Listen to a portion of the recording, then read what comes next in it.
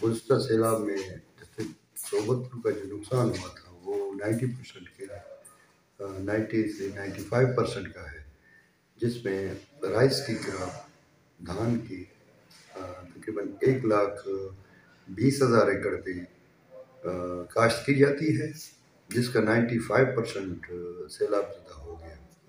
उसमें बहुत नुकसान था और इस नुकसान को मद्देनज़र रखते हुए फेडरल की तरफ से हमारे मिनिस्टर मीर असद बलोच साहब की काविशों से सेक्रेटरी एग्रीकल्चर उमैद अली खोखर साहब और हमारे डीजी अब्दुल वहाब काकड़ साहब की मेहनतों से या काविशों से मेरे ज़िले को गंदम का बीज मिला है, जो कि 19,600 बैग्स हैं, जिसमें से 10,880 बैग्स हम 3,000 बेनिफिशरीज में तकसीम कर चुके हैं।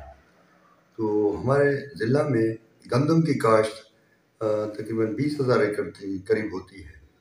अभी इस दफ़ा उसमें ज़्यादा होने के चांसेस इसलिए हैं कि वो जो राइस की क्रॉप ज़ाहिर हुई है उसके रेजिडुअल मॉइस्चर पे क्योंकि वो फैलो लैंड हो गई तो उधर भी बंदे गंदम की काश्त करेंगे।